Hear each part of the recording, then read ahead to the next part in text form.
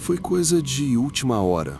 Uma colega de trabalho comentou que a prima dela tinha levado um bolo da babá de sempre e precisava de alguém urgente. Acho que ela passou meu número porque eles me ligaram, completamente desesperados, e ofereceram mais que o dobro do valor normal só para eu ir lá cuidar das crianças por uma noite. Eu já tinha feito bastante babysitting antes. Sobrinhos, filhos de vizinhos, amigos, irmãos mais novos. Sempre foi tranquilo. Manter as crianças vivas, garantir que escovem os dentes, não deixar comer açúcar demais. Simples. Nunca teve nada estranho. Então, quando eu aceitei, nem pensei duas vezes. Mas a viagem até lá foi outra história. Eles moravam bem no fundo das colinas dos Apalaches, e quando eu digo fundo, é fundo mesmo. O GPS me levou até uns 90% do caminho. Depois disso, tive que seguir instruções tipo vira onde tinha um carvalho grande e continua pela subida com o guarda-reio que acaba do nada. A estrada era tão sinuosa que precisei reduzir para a segunda marcha só para conseguir subir. Quando finalmente entrei na entrada de Cascalho, percebi que não havia nenhuma outra casa por perto. Nenhuma. Só árvores, infinitas, tão densas que parecia que a floresta tinha crescido até a beira do terreno e parado ali por educação. A casa em si era bonita, antiga, com uma varanda grande, escadas de pedra e era subindo pelas laterais. Um pouco desgastada, mas nada assustador. Os pais saíram para me receber antes mesmo de eu bater na porta, como se estivessem me observando pela janela. Pareciam gente boa, mas havia uma pressa estranha neles, como se estivessem atrasados e, ao mesmo tempo, um pouco nervosos. Difícil explicar. Eram educados, mas distraídos. Se apresentaram rápido, Caleb e Mara, e explicaram tudo. O filho deles, Mason, tinha 8 anos, e a filha, Elsie, 5. Já tinham jantado, então eu não precisava cozinhar, só brincar um pouco com eles, garantir que escovassem os dentes e colocar na cama às 9. Disseram que voltariam por volta da meia-noite. Parecia fácil. Me entregaram uma lista com números de emergência e disseram que o telefone fixo ainda funcionava caso precisasse. Sinal de celular não tinha, claro. E então saíram praticamente correndo. Lembro de ficar parado ali depois que foram embora, achando estranho o quão rápido saíram, como se estivessem tentando fugir de uma tempestade ou pegar o último bote do Titanic. As crianças eram ótimas, na verdade. Um pouco tímidas no começo, mas assim que sentei no chão e perguntei sobre os jogos, se soltaram. Jogamos Candyland e Jogo da Escada. Elsie trouxe os livros de colorir e me mostrou cada página que já tinha feito. Mason me contou sobre um inseto que encontrou com 3 asas e como tinha dado o nome de Healy para ele. Deixei a TV ligada bem baixo, mas para preencher o silêncio. A sala era grande, aberta e um pouco escura, mesmo com as luzes acesas. Aquele tipo de lugar que fica quieto de um jeito que te faz perceber o silêncio. Mas não parecia assustador no começo. Até Elsie começar a olhar pela janela. Não era só uma olhada rápida. Não era aquele tipo de curiosidade distraída de criança. Ela parava no meio da frase, no meio do desenho e ficava encarando. O giz de cera suspenso no ar, os olhos fixos em um ponto da janela que dava para a longa entrada da casa. Nas primeiras vezes não falei nada. Achei que ela tinha visto um cervo, um esquilo, qualquer coisa, mas continuava acontecendo. E ela nunca comentava, só ficava olhando. Até que uma hora perguntei, tentando parecer leve. Ei, o que você está olhando ali fora? E sem virar o rosto, ela respondeu, como se fosse algo completamente normal. O homem que sobe a colina. Mason virou a cabeça para ela tão rápido que parecia que tinha torcido o pescoço. Ele não falou nada, nem piscou, mas a expressão dele era como se tivesse ouvido uma palavra proibida. Eu nunca tinha visto uma criança ficar tão imóvel. Levantei, fui até a janela e olhei. A estrada de cascalho descia e desaparecia entre as árvores. E não tinha nada. Nenhum movimento. Ninguém. Nenhum animal. Só árvores. Paradas. Pesadas na luz fraca do fim de tarde. Voltamos a brincar. mas eu não conseguia parar de olhar para aquela janela. Toda vez que eu olhava, Elsie estava lá de novo. Mesmo ponto, mesmo silêncio estranho. Em certo momento, me aproximei e sussurrei: Elsie, que homem! Ela virou a cabeça só o suficiente para me encarar. A voz não mudou. Ele anda estranho, como se as pernas não combinassem. Ele para quando alguém olha para ele. Tentei rir. Deve ser imaginação de criança, né? Talvez algo que ela viu na TV. Mas não parecia invenção. O jeito que ela falou era direto, como se estivesse explicando algo óbvio. Sem emoção, sem dramatização. Isso foi o que me deu arrepio. Fui conferir todas as portas. Tranquei tudo. Disse a mim mesmo que era só uma história estranha. Talvez fosse uma brincadeira. Quando falei que era hora de escovar os dentes, eles obedeceram sem discutir. Mas Mason ficou para trás enquanto Elsie subia pulando as escadas. Ele parou na base, me olhou e disse bem baixo: se alguém bater na porta, não abre. Tentei sorrir. Por quê? Ele só balançou a cabeça. Só não abre. E subiu. O resto da noite ficou ainda mais silencioso. Sentei na cozinha com uma revista local cheia de anúncios de lenha e um artigo enorme sobre um campeonato de trator. Até que era curioso, mas o silêncio pesava demais. Então eu ouvi um som leve, como algo pisando na varanda de madeira. Pequenas pedrinhas sendo pressionadas. Tão sutil que quase achei que fosse coisa da minha cabeça, mas não era. Fui até a porta, olhei pelo olho mágico, nada. Abri só uma fresta, nem sei porquê, e olhei. A mata estava parada, nenhum vento, nada se movia. Tranquei de novo. Uns 20 minutos depois, aconteceu de novo, mas dessa vez não era na varanda, era na entrada de cascalho. Passos, lentos, constantes. Crunch, pausa. Crunch. Muito espaçados para serem de um animal, deliberados demais. Apaguei a luz da cozinha, me abaixei e espreitei pela janela. Lá no limite do terreno, onde a mata começava, tinha uma forma. Alta, muito alta, magra, meio torta, como se não soubesse sustentar o próprio peso. Não andava para frente nem recuava, só ficava ali, balançando levemente. Bisquei forte, acendi a luz de novo e olhei. Sumiu. Corri para cima e fui ver as crianças. As duas estavam na cama. Elsie dormindo profundamente, abraçando um coelho de pelúcia.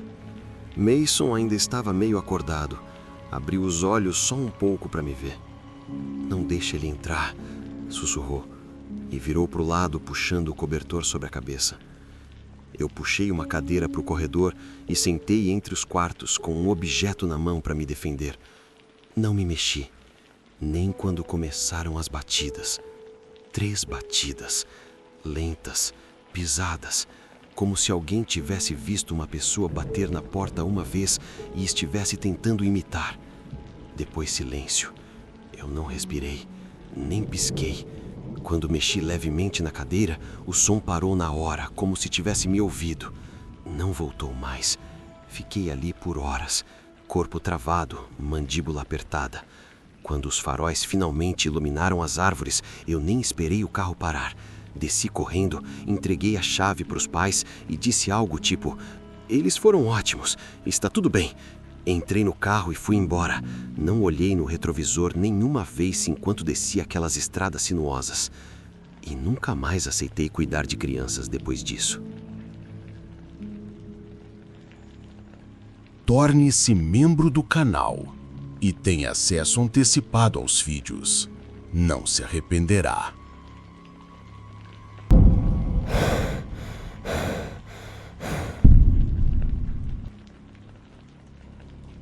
Eu morava numa parte bem isolada de Kentucky, daqueles lugares onde nunca acontece nada e onde os dias passam devagar e sem novidade. Nossa casa ficava exatamente no ponto em que as terras de fazenda terminavam e a floresta começava. De um lado havia campos planos que se estendiam por quilômetros. Do outro, uma parede densa de árvores. No verão, você sempre ouvia o barulho dos insetos. No inverno, não se ouvia absolutamente nada. Era um silêncio real, pesado. Um daqueles lugares onde as pessoas deixam a porta destrancada porque acreditam que nada de ruim acontece por ali. Naquele fim de semana, meus pais viajaram para Ohio para visitar minha avó. Ela não estava doente, era apenas uma visita de rotina. Eles até me ofereceram para faltar à escola e ir junto, mas eu tinha uma prova na segunda-feira que não queria perder. Além disso, ficar 2 dias sozinho em casa parecia algo simples. Eu já tinha feito isso antes sem nenhum problema. A primeira noite foi exatamente como se espera. Esquentei no micro-ondas um resto de espaguete, que sempre fica mais gostoso no dia seguinte. Me joguei no sofá, mexendo no celular enquanto a TV passava qualquer coisa de fundo. Acabei dormindo ali mesmo, ainda de jeans, com o celular quase escorregando da minha mão. Acho que acordei uma vez por volta das 2 da manhã e fui tropeçando até a cama. Nada estranho, só mais uma noite silenciosa. Mas a segunda noite foi diferente. Começou normal. Eu estava na cozinha enxaguando um copo, algo que só faço quando estou sozinho, porque normalmente eu apenas deixo na pia. Lembro do som da água correndo e de como ele ecoava na cozinha vazia. Foi então que ouvi a porta da frente. Não foi um estrondo nem uma batida. Foi apenas um clique suave, como se alguém tivesse puxado a porta com cuidado e deixado o trinco encaixar no lugar. Um som limpo, suave, definitivo. Meu estômago virou na hora. Sabe aquela sensação quando seu cérebro percebe que algo está errado antes mesmo de você entender o que? Foi exatamente isso. Eu congelei. Nem desliguei a água. Só fiquei ali parado, escutando. Nenhum passo, nenhuma voz. Apenas silêncio. E de alguma forma aquilo era ainda pior. Tentei me convencer de que não era nada. Talvez a madeira tivesse se movido. Talvez eu não tivesse fechado direito e uma corrente de ar empurrou a porta. Mas o ar estava completamente parado. Não havia vento nenhum. No fundo, eu sabia que tinha ouvido algo deliberado. Depois de um tempo, sequei as mãos e comecei a dar uma volta lenta pela casa, conferindo cada janela, cada porta, até aquelas que eu já tinha trancado por hábito. Deixei a porta da frente por último. Ainda estava fechada. Nada aparentemente errado, mas aquilo não significava muita coisa.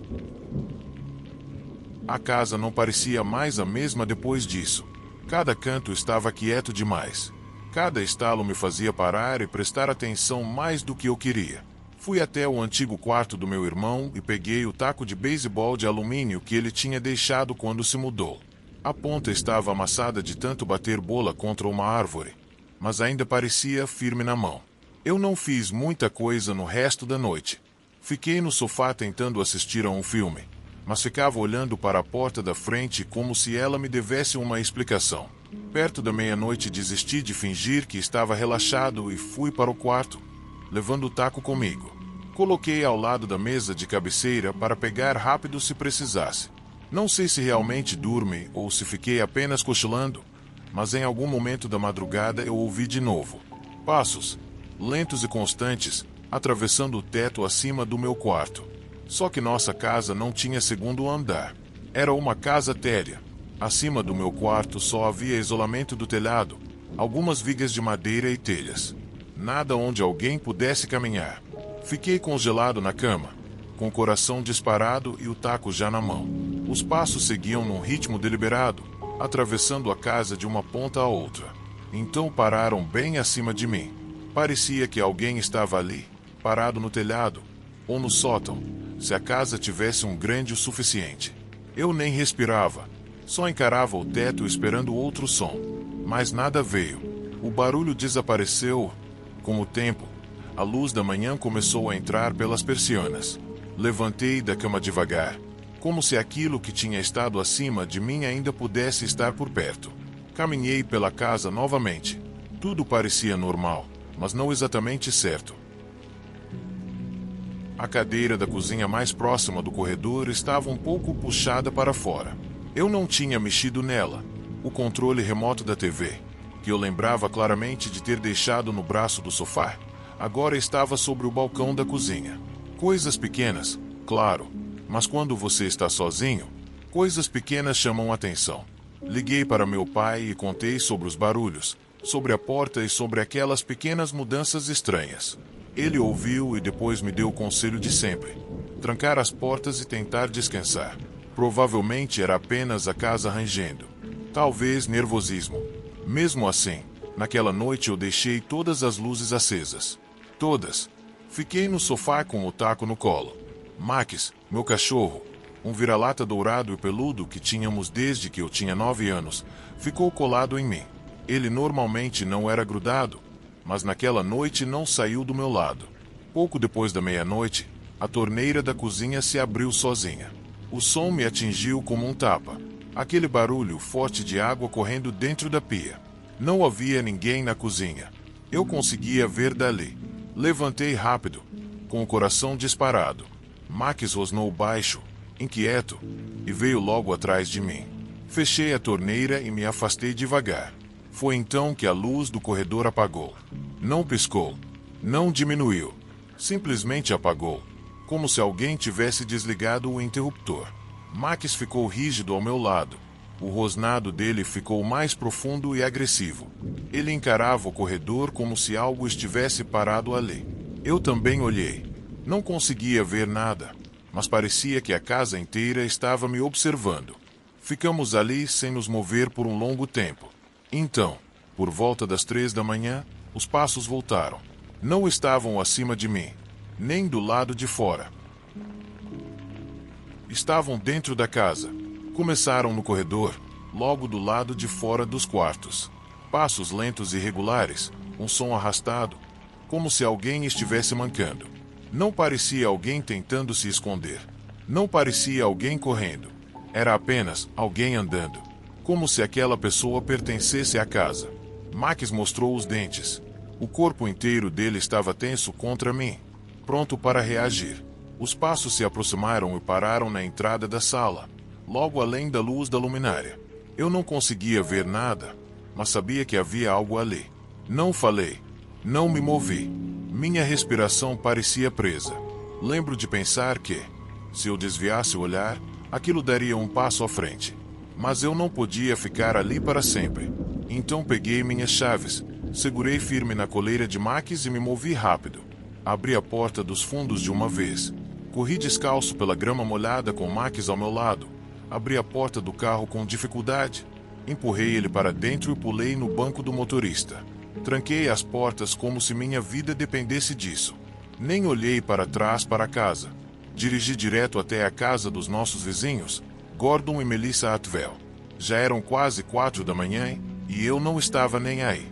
Bati na porta deles até Gordon abrir, com cara de sono e vestindo um roupão. Ele olhou para mim uma vez e me deixou entrar. Fiquei lá o resto da noite, encolhido no sofá deles, com Max aos meus pés. Quando meus pais voltaram no dia seguinte, contei tudo o que tinha acontecido.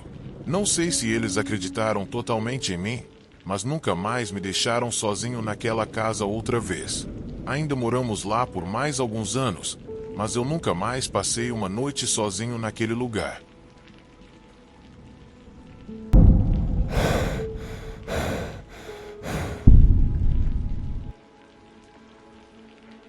Eu tinha 17 anos quando aconteceu. Carla, uma mulher que morava algumas curvas abaixo na serra, perguntou se eu podia cuidar do filho dela enquanto trabalhava no turno da noite no diner da cidade. Todo mundo na região conhecia a Carla. Ela era simpática, confiável, sempre correndo de um trabalho para o outro, tentando manter as coisas estáveis para o filho. Eu já conhecia o Eli. Ele era aquele tipo de criança que passa despercebida nos eventos da escola. Quieto, educado, nunca chamava atenção. Cuidar dele parecia o trabalho mais fácil do mundo. Babá sempre foi dinheiro rápido, e eu já tinha feito isso o suficiente para saber que normalmente significava algumas horas fazendo lição de casa e talvez um pouco de TV antes de dormir. A casa dela ficava no meio da encosta, meio inclinada, com as árvores tão próximas que parecia que estavam escutando. A varanda se estendia pela frente inteira, longa o suficiente para que o som dos passos mudasse dependendo de onde você estivesse. Quando Carla saiu de carro naquela noite, eu fiquei um momento parado na varanda, ouvindo o som dos pneus esmagando o cascalho desaparecer pela estrada. A luz dos faróis sumiu na curva, e a noite fechou ao redor. Só restou o barulho dos grilos e o zumbido leve dos insetos batendo na lâmpada da varanda. Era aquele tipo de silêncio que faz a sua própria respiração parecer alta demais. Lá dentro, tentei manter tudo normal. Fiz macarrão com queijo. Servi com um copo de plástico com água e sentei em frente ao Eli na pequena mesa da cozinha. Ele não falava muito, só comia em mordidas pequenas e organizadas. Quando perguntei se queria mais, ele balançou a cabeça, já com sono. Lá em cima, li uma história rápida para ele. Algo sobre animais de fazenda, embora eu nem lembre qual livro era. Ele se deitou sem reclamar, puxou o cobertor até o pescoço e fechou os olhos como se estivesse esperando por isso o dia inteiro. Em menos de 5 minutos, a respiração dele já estava naquele ritmo constante de criança dormindo profundamente. Deixei a porta só um pouco aberta e desci com meus livros. A casa tinha um tipo específico de silêncio quando só eu estava acordado. Qualquer barulho ecoava. A geladeira fazia um zumbido constante, às vezes estalando mais alto como se estivesse mudando de marcha. Os canos nas paredes gemiam de leve quando a água assentava. Tentei me concentrar na lição, mas depois de um tempo o silêncio começou a incomodar. Liguei a TV só para ter um som de fundo, bem baixo, só para quebrar o vazio. Foi aí que ouvi o primeiro barulho, um impacto seco na varanda. Surdo, como se algo pesado tivesse caído sem quicar. Minha primeira reação foi achar que Carla tinha voltado porque esqueceu alguma coisa. Fechei os livros e fui até a janela da frente, afastando a cortina fina. Nada, só o corrimão da varanda, o quintal e as árvores fechando ao redor da estrada de cascalho. Disse a mim mesmo que devia ser um galho ou talvez um cachorro passando. Eu quase me convenci quando aconteceu de novo. Dessa vez não foi um impacto, foi um rangido. A madeira gemendo devagar, passo por passo, como se um peso estivesse pressionando cada tábua. Fui até a porta e acendi a luz da varanda. O zumbido dela cortou o silêncio enquanto a luz amarela iluminava o chão de madeira. Vazio. O quintal estava parado, a estrada deserta. Fiquei ali tempo demais, esperando algum sinal do que tinha ouvido, antes de fechar e trancar a porta de novo. Quando me virei para a sala, congelei. Um caminhãozinho de brinquedo estava no corredor, bem no meio do caminho entre a sala e o primeiro degrau da escada. Eu não tinha visto aquilo antes. Mais cedo, o corredor estava vazio quando coloquei o Eli na cama. Peguei o brinquedo, sentindo as bordas lisas. Não estava empoeirado nem esquecido. Parecia recém-usado. Subi em silêncio e abri a porta do quarto dele. Ele ainda dormia profundamente, virado para a parede, cobertor puxado até o queixo. A respiração lenta, tranquila. Coloquei o carrinho ao lado da cômoda e saí o mais silenciosamente possível. De volta lá embaixo, sentei no sofá, mas não conseguia me concentrar. A geladeira desligou de repente, e o silêncio que veio depois foi tão intenso que parecia que o ar tinha sumido. Foi aí que ouvi um arrastar lento acima de mim. Não era um movimento rápido, nem o barulho de alguém se mexendo na cama. Era algo pesado sendo puxado pelo chão, de forma deliberada, constante, no quarto do Eli. Meu peito apertou, mas mesmo assim subi as escadas. Cada degrau rangia. O corredor parecia mais escuro, e a única luz vinha da fresta da porta dele. Empurrei devagar, prendendo a respiração. Eli estava exatamente como antes. Calmo, olhos fechados. Mas o carrinho que eu tinha deixado na cômoda agora estava no chão, ao lado da cama. Peguei o brinquedo de novo, dessa vez rápido, sem cuidado. Quando olhei para ele outra vez, meu corpo inteiro travou. O cobertor que estava cobrindo ele não estava mais ali. Estava dobrado com perfeição no pé da cama, como se alguém tivesse arrumado com extremo cuidado. Eu não tinha encostado naquilo. Minhas mãos tremiam enquanto puxei o cobertor de volta sobre ele. Sussurrei que estava tudo bem, mesmo com a voz falhando. Me inclinei e ajeitei melhor. Os lábios dele não se mexeram, mas eu ouvi claramente, como se tivesse sido dito direto no meu ouvido: "Não deixa entrar de novo." As palavras surgiram sem som vindo da boca dele. Eu me afastei rápido, batendo o ombro na porta. O carrinho de brinquedo rolou sozinho na minha direção, encostando no meu tornozelo como se alguém tivesse empurrado. Aquilo foi o suficiente. Peguei ele no colo sem pensar. Ele continuou mole, sem acordar. Desci correndo e saí pela porta da frente. Sentamos nos degraus da varanda, eu segurando ele com força demais, olhando fixo para a linha das árvores como se algo fosse sair de lá. Atrás de nós, a madeira rangeu uma vez, devagar, pesado. Eu não me virei. Fiquei ali por horas, os braços doendo, mas sem coragem de soltar. Cada som da mata parecia mais alto. O estalo de galhos, o zumbido dos insetos. Mas eu não me mexi. Meus olhos ardiam de tanto não piscar. Eu não conseguia tirar da cabeça a sensação de que, se eu olhasse para casa, veria algo que não conseguiria esquecer. Finalmente, os faróis surgiram na curva da estrada. O alívio veio tão forte que quase deixei-o ele cair. O carro da Carla entrou no terreno, e ela parecia completamente normal, como se fosse só mais uma noite qualquer. Agradeceu. Perguntou como ele tinha se comportado, sem ideia do que tinha acontecido ali. Entreguei ele de volta sem dizer nada, os braços ainda doendo quando o peso saiu deles. E nunca mais voltei naquela casa.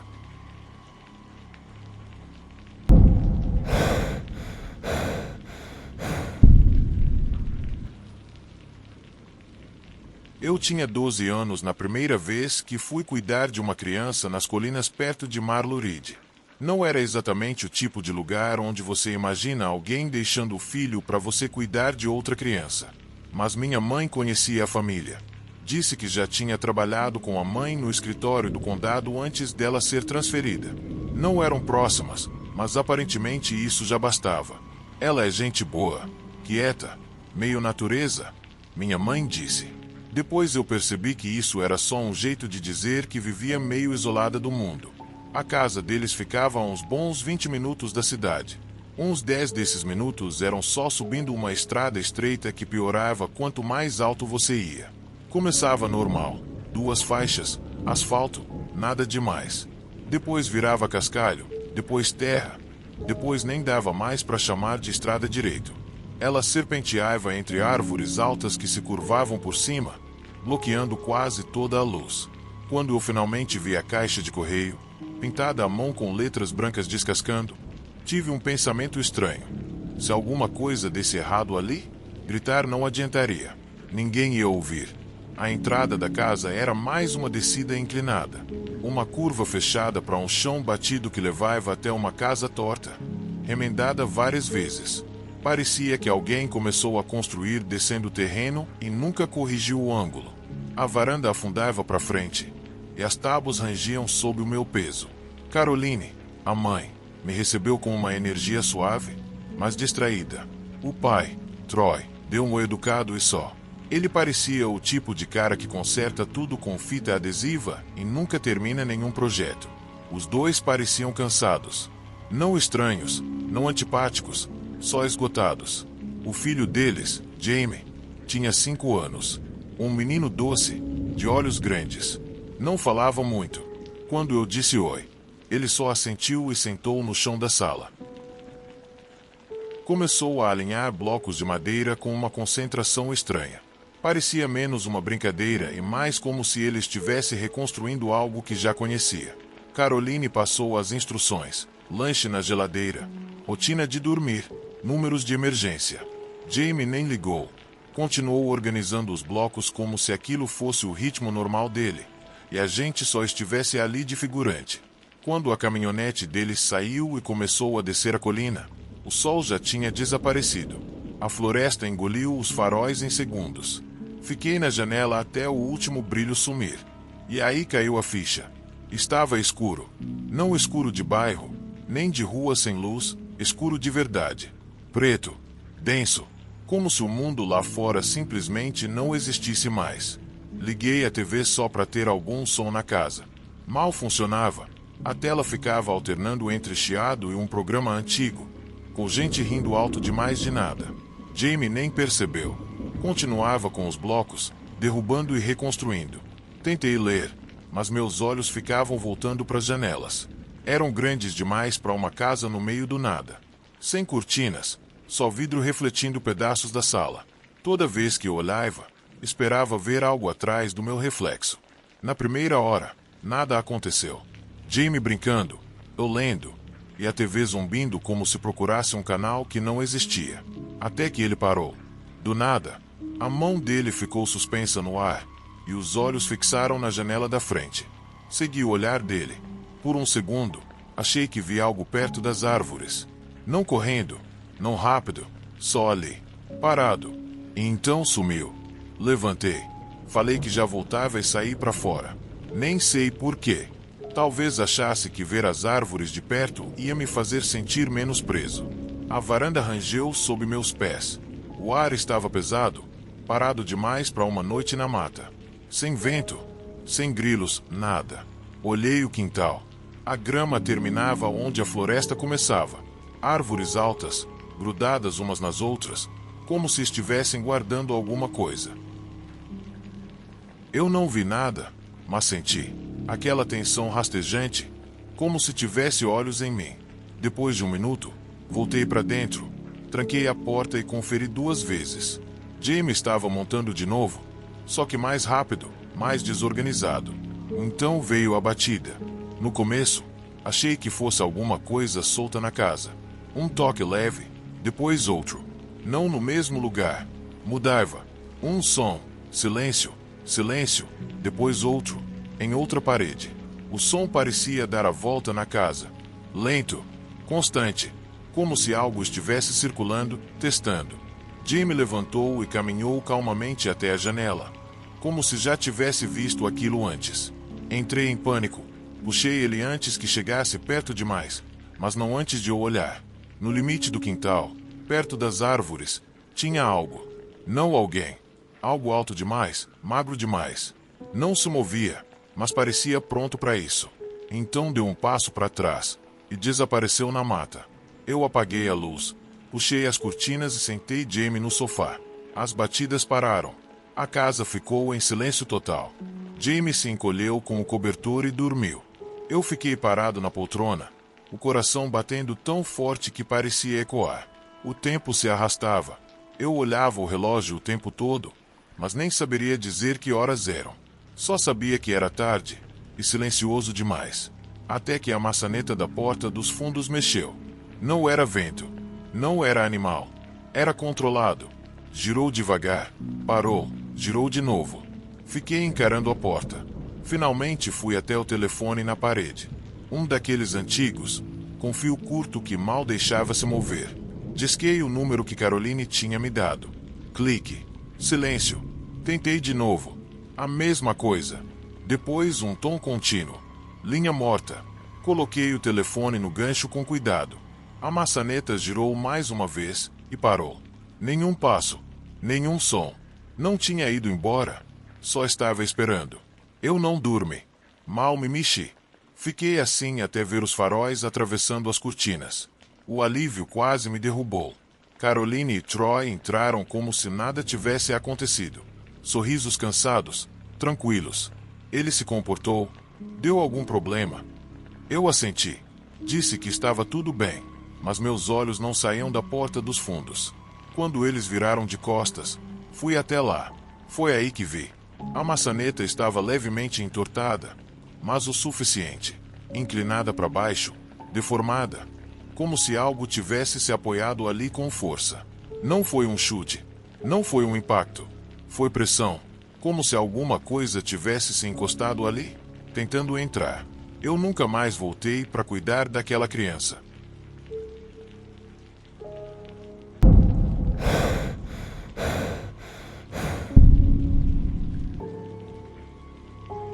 Eu tinha 19 anos quando aceitei um trabalho de babá lá longe, na região de Breer Hollow, uma área antiga e cheia de floresta a alguns condados a leste de onde eu cresci.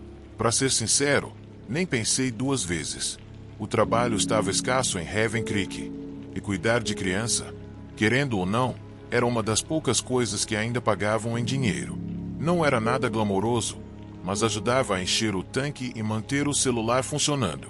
Uma vizinha minha, a senhora Gley, tinha passado meu nome para uma família que tinha acabado de se mudar para a região. Eu não conhecia eles. Na verdade, ninguém conhecia muito bem, mas aparentemente estavam procurando alguém de última hora. Disseram que seria só uma noite. Só isso. Ficar de olho no filho deles e garantir que ele fosse dormir no horário. Achei que seria igual aos outros trabalhos. Esquentar uns nuggets no micro-ondas, jogar algum jogo de tabuleiro, deixar a criança dormir vendo filme. Comecei a repensar isso bem rápido quando cheguei na linha das árvores. A viagem começou normal. Trechos longos de asfalto rachado, algumas áreas rurais, um ou outro posto velho que provavelmente não vendia um mapa atualizado há uns 20 anos. Mas quando saí da estrada principal e entrei num lugar chamado Lantern Rock Pass, tudo ficou estranho muito rápido. A estrada foi estreitando até mal caber o carro. O asfalto simplesmente acabou depois de uns poucos quilômetros. Depois disso virou cascalho, depois terra, e depois algo ainda pior. Parecia que a floresta estava tentando engolir o carro.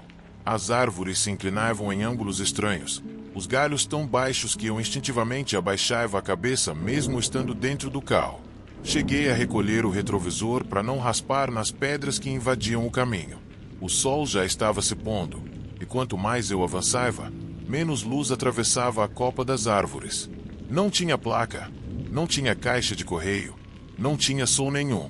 Até o rádio parou de funcionar no meio do caminho, como se o sinal tivesse sido engolido. Foi a primeira vez na minha vida que estive em um lugar sem ouvir um único pássaro. Nem vento tinha, só o som abafado dos pneus, de vez em quando, uma pedra batendo na parte de baixo do carro. Eu já estava a uns 5 minutos de desistir e fingir que me perdi quando a casa finalmente apareceu. 2 andares, compacta, com madeira cinza pelo tempo e janelas escuras que não mostravam nada. Nenhum sinal de luz lá dentro. Ficava no meio de uma clareira cercada por árvores por todos os lados, como se alguém tivesse simplesmente largado ela ali de helicóptero. Não tinha garagem, nem uma entrada definida. Só um pedaço de terra batida e uma varanda que parecia que ia ceder com qualquer pesada mais forte. Os pais me encontraram nos degraus. A primeira coisa que me chamou a atenção foi o quanto pareciam cansados. Não era só cansaço comum, era como se estivessem carregando algo pesado há semanas. O pai, Owen, quase não falou comigo. A mãe, Janice, fez toda a explicação. Disse que o filho, Micah, tinha 4 anos. A comida já estava pronta na geladeira. TV só até 19h30. Mas teve uma regra que ela repetiu 2 vezes, quase com as mesmas palavras. Micah tinha que estar na cama às 20 horas em ponto. Não por volta disso, não depois, exatamente às 20 horas. A voz dela ficou meio tensa quando disse isso, como alguém repetindo uma regra que não quer explicar. Perguntei se era por algum motivo de saúde, sonambulismo, pesadelos. Ela só deu um sorriso seco que não combinava com os olhos. É melhor assim, respondeu. E pronto. Foram embora. O carro sumiu entre as árvores antes mesmo de eu poder acenar. Micah era um garoto quieto. Aquele tipo de criança observadora demais para a idade. Pele pálida, cabelo bagunçado, e ele carregava um bichinho de pelúcia, um cervo meio acabado, como se fosse parte dele. Na primeira hora, falou talvez 5 palavras comigo. Só me seguia pela casa, de cômodo em cômodo, sem tocar em nada, sem brincar, só observando. A casa também era silenciosa por dentro. Não tinha relógio, não tinha o barulho da geladeira. Até as luzes pareciam fracas demais, como se algo estivesse sugando a energia. Tentei fazer o jantar. Pão com queijo e sopa de tomate. Comida simples. Ele sentou à mesa e ficou encarando a porta dos fundos enquanto eu cozinhava. Não piscava quase. Quando coloquei o prato na frente dele, ele olhou para mim e perguntou bem baixo: "Que horas são?" Eu disse: "Quase 7. Por quê?" Ele respondeu: "Eles começam a andar quando escurece." E voltou a comer como se não tivesse dito nada. Eu dei aquela risadinha sem graça. "Quem começa a andar?" perguntei. Ele só deu de ombros. 19h55 levei ele para cima. Sem resistência, sem pedir história, nada. Ele deitou e pronto. Quando fui cobrir ele, ele segurou meu pulso. A mão dele estava gelada. Não gelada de ambiente, gelada de um jeito estranho. Ele me olhou fixo e disse: "Não abra a porta se eles baterem." Não parecia um aviso. Parecia uma regra. Eu só concordei e saí do quarto. Lá embaixo, sentei no sofá com o livro aberto, mas não li nada. Ficava olhando o relógio, esperando o tempo passar mais rápido. O silêncio estava pesado demais. Até minha respiração parecia alta. Exatamente às 21 horas, ouvi passos na varanda. Lentos, pesados, sem pressa, como se quem estivesse ali quisesse ser ouvido. Eu congelei. Então vieram 3 batidas. Firmes, sem hesitação. Eu não respirei. Esperei. Nada. 5 minutos depois, mais 3 batidas. Dessa vez na porta dos fundos. E então o som da maçaneta girando. Metal raspando. Alguém testando a fechadura. Peguei o telefone. Nada. Sem sinal. Sem chiado. Morto.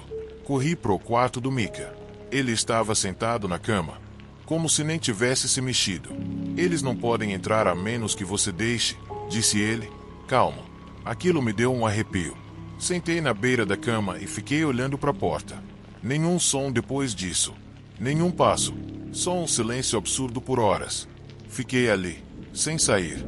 Em algum momento ele dormiu. Eu continuei olhando para a maçaneta como se ela fosse mexer a qualquer segundo. Ouvi um rangido lá embaixo em algum momento, mas não desci. Não sou idiota. Seja lá o que estava lá fora, eu não ia dar chance. Esperei. Finalmente, por volta de 00:30, ouvi o som de um carro chegando. Faróis iluminando as árvores. A porta abriu pouco depois, e Janice entrou como se fosse só mais uma noite comum. O marido veio atrás, sem expressão. Eles não perguntaram onde eu estava. Subiram direto e me encontraram sentado ao lado do filho deles, como um guarda. "Ele tá bem?" ela perguntou. Eu só assenti. Ela agradeceu do mesmo jeito vazio e ajeitou o cabelo do garoto. Ninguém perguntou nada. Ninguém comentou sobre as batidas, como se já esperassem aquilo. Eu também não perguntei nada. Peguei meu casaco e fui embora.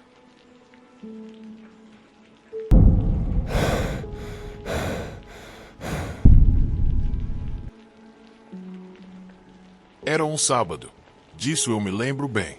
Os Coulson, um casal gente boa que morava bem longe, nas colinas depois de Marlow Creek, tinham me pedido para cuidar dos 2 filhos deles enquanto iam até a cidade fazer compras.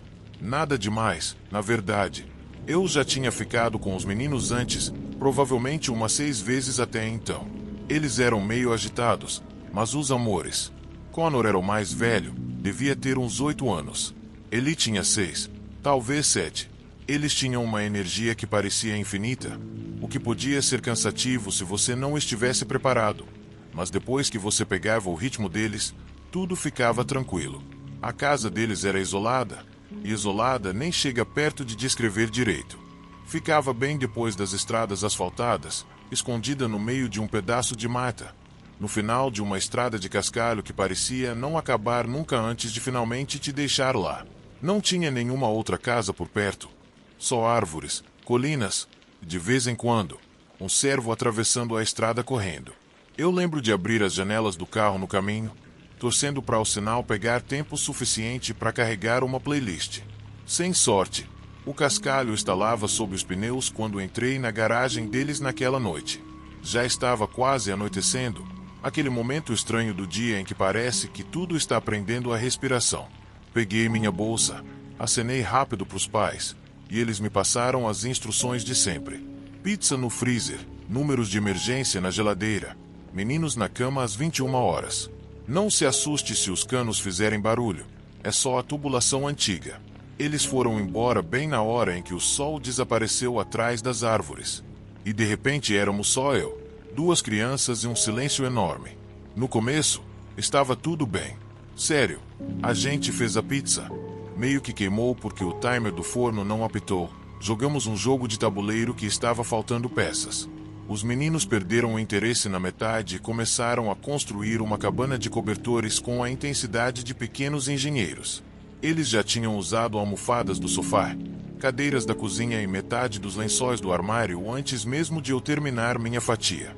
Eu deixei eles construindo enquanto fiquei sentada na mesa da cozinha mexendo no celular.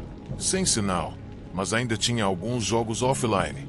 Para falar a verdade, parecia só mais um trabalho tranquilo de babá no meio do nada. E foi aí que eu ouvi aquele som de cascalho sendo pesado. Era baixo, mas inconfundível. Cascalho sob pneus, ou talvez sob botas. Olhei pela janela acima da pia. A entrada estava vazia, completamente parada. Sem faróis, sem luz traseira. Só o brilho fraco da lâmpada da varanda e a linha escura das árvores cercando tudo. Pensei que talvez tivesse sido coisa da minha cabeça. O som se comporta estranho por ali. Ecoa nas colinas, rebate nas árvores. Podia ser um animal. Ou só o cascalho se ajustando com a mudança de temperatura depois que o sol se pôs. Eu já estava pronta para ignorar quando Eli apareceu atrás de mim e puxou minha manga. Quando olhei para ele, o rosto dele estava sério de um jeito que eu nunca tinha visto antes. Tem alguém parado perto da mata? Ele sussurrou. Meu corpo inteiro travou. Eu segui ele até a porta de vidro que dava pro quintal. A linha das árvores era próxima, talvez uns 20 metros da casa no ponto mais distante. Fiquei encarando, tentando entender as sombras. Nada, só troncos escuros, galhos e mato fechado. Eu disse que não estava vendo ninguém. Ele não discutiu, mas também não desviou o olhar. Fechei a cortina e levei ele de volta para a sala, dizendo para terminar a cabana e ficar de olho no irmão. Voltei para a cozinha e fiquei parada ali, fingindo mexer no celular, mas prestando atenção em cada estalo e rangido da casa. Foi aí que eu ouvi a maçaneta da porta dos fundos começar a girar. Não era alto, era quase silencioso, como se quem estivesse ali estivesse tentando não fazer barulho. Os meninos ainda estavam na sala, dava para ver as cabeças deles se mexendo entre os cobertores, então não eram eles. Eu fui até a porta dos fundos o mais calma possível e tranquei o ferrolho. Depois encaixei a barra de madeira de segurança no trilho. Ela sempre ficava ali, encostada no canto, como um aviso silencioso de que talvez só trancar não fosse suficiente. Fiquei ali por um minuto, segurando a respiração. Nada aconteceu. Nenhum movimento, nenhuma tentativa de novo. Mas a sensação tinha mudado. Tinha alguma coisa errada. A casa parecia consciente, como se soubesse de algo que eu não sabia. Então eu ouvi um rangido. Começou baixo, um gemido da madeira cedendo ao peso. Vinha do corredor, aquele que passava pelas escadas até a porta da frente. Não parecia exatamente passos, era mais como alguém tentando não fazer barulho ao andar. Eu não queria assustar os meninos, então me abaixei ao lado da cabana e sussurrei. Preciso que vocês dois subam pro quarto. Fechem a porta e esperem por mim, ok? Eles assentiram, sem nem perguntar por quê. Eu vi os dois subirem as escadas, os pés pequenos batendo de leve em cada degrau. Quando sumiram, peguei a frigideira de ferro do fogão, a coisa mais pesada que encontrei, e fui até o corredor. O som parou. Eu avancei devagar, espiando a esquina, vazio. O corredor estava silencioso, parado, mas eu sentia no fundo do estômago. Alguém tinha estado ali. Talvez ainda estivesse. Voltei para a cozinha, pensando em pegar o celular e ligar para alguém, os pais, qualquer pessoa. Mas meu celular não estava mais na mesa. Estava no chão, com a tela virada para baixo, exatamente onde eu tinha acabado de estar minutos antes. Eu não tinha derrubado, nem tinha passado por ali desde que sentei. Fui até ele devagar e me abaixei para pegar. Foi quando ouvi um barulho surdo vindo de cima. Uma porta se fechando. Meu coração quase parou. Eu não pensei. Só corri escada acima, 2 degraus por vez, ainda segurando a frigideira. A porta do quarto dos meninos estava aberta. A luz estava acesa. Eles estavam sentados na cama, encostados na parede, com os olhos arregalados. Os dois apontavam pro armário. A porta estava entreaberta, 1 ou 2 dedos apenas, o suficiente para ver lá dentro. E naquela faixa fina de escuridão, tinha um olho, aberto, parado, observando. Eu não gritei, não congelei. Só larguei a frigideira, agarrei os dois pelos pulsos e puxei eles da cama de uma vez. Descemos correndo as escadas, atravessamos a sala, saímos pela porta da frente e cruzamos a entrada de cascalho. Os pés descalços deles batiam nas pedras, secos e altos. Eu não parei. Não olhei para trás. Só fomos parar quando chegamos na casa do vizinho, uns 100 metros estrada abaixo. Eu bati na porta até os nós dos dedos doerem. O senhor Kasner abriu. Um homem velho, na casa dos 70 anos. Eu só tinha encontrado ele uma vez, mas ele conhecia os Coulson. No segundo em que nos viu, ele agiu rápido, puxou a gente para dentro, trancou a porta e apagou a luz da varanda. A esposa dele enrolou os meninos em cobertores, enquanto ele ligava pro xerife. Eu mal conseguia falar. Só fiquei sentada no sofá, abraçando um dos meninos, repetindo baixinho, sem parar. Tinha alguém na casa. Meia hora depois, uma viatura chegou. As luzes piscando iluminavam as árvores como um pesadelo. O xerife voltou pouco tempo depois. Não tinha ninguém dentro da casa.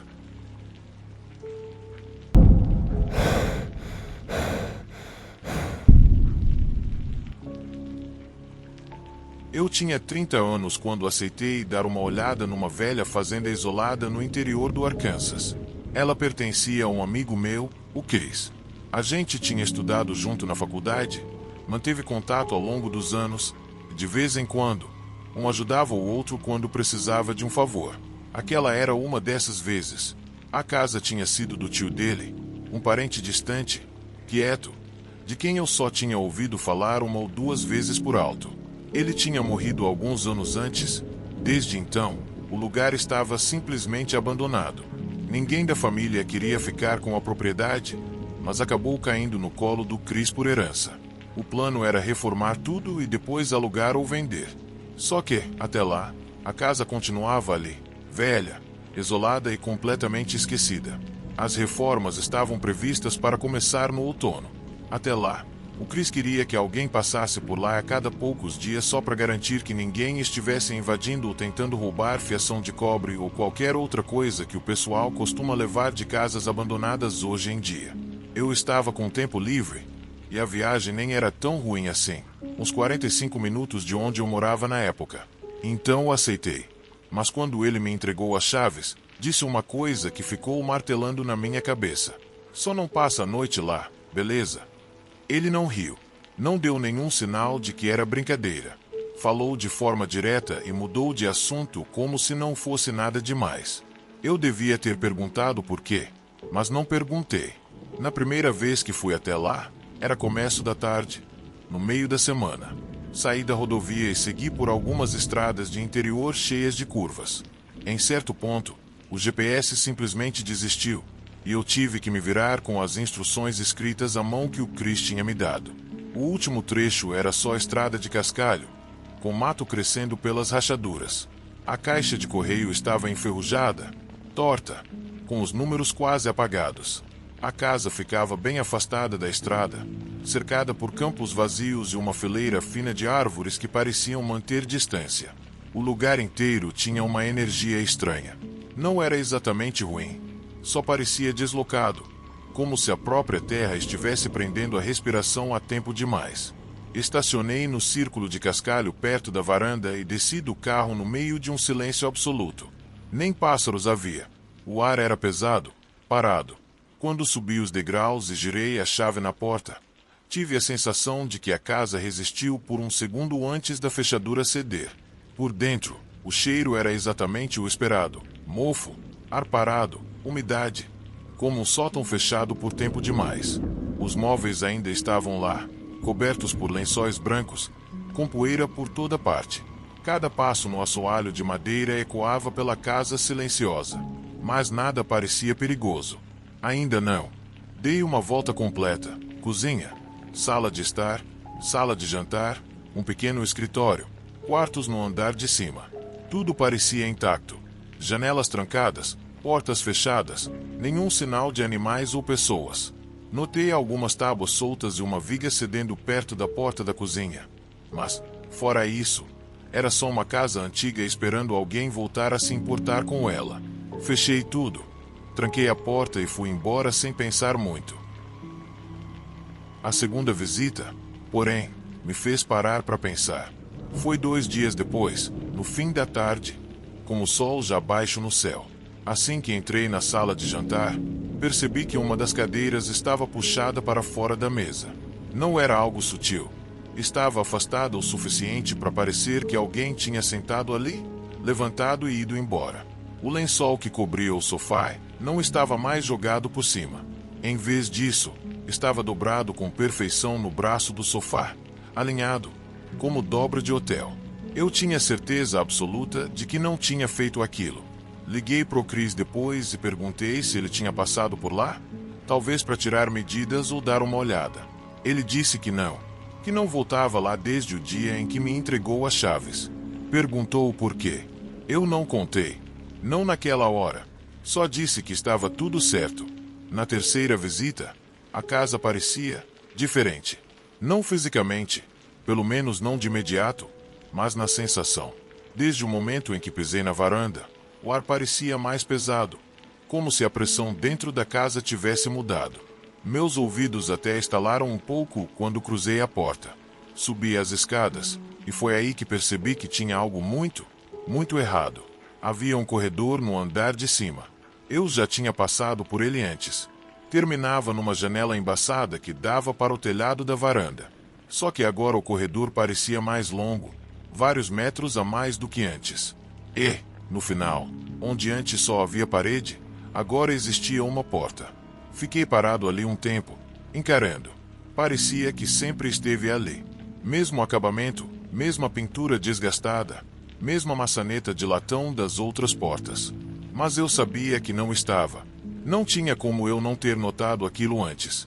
Eu não sou o cara mais atento do mundo, mas isso não era algo que simplesmente passa despercebido. Eu não abri a porta. Quis abrir, mas havia uma pressão no peito. Como se eu não conseguisse respirar direito. Como se meu próprio corpo estivesse me avisando para não chegar mais perto. Então fui embora. Na quarta vez, fui decidido. Convenci a mim mesmo de que era só uma casa velha e minha mente estava pregando peças. Levei uma lanterna, mesmo ainda sendo dia. Atravessei a casa rápido, sem me dar tempo de pensar demais. Estava no meio da sala quando ouvi um som lento, deliberado, madeira arrastando contra madeira, como se um móvel estivesse sendo movido. Congelei. Virei devagar em direção à sala de jantar e vi uma cadeira deslizar pelo chão sozinha, voltando para debaixo da mesa. Não foi rápido nem dramático. Foi calmo, quase natural, como se estivesse apenas se ajustando ao lugar certo. Meu coração disparou, batendo forte nos ouvidos. Senti o suor surgindo na nuca. Mesmo assim, não corri. Ainda não. Dei alguns passos para trás. Respirei fundo. Fui até a cozinha. Conferi as janelas. Abri alguns armários, tentando agir como se nada tivesse acontecido. A quinta visita foi a última. Eu nem consegui passar do corredor principal. Aquela porta, a do fim do corredor de cima, estava aberta, escancarada.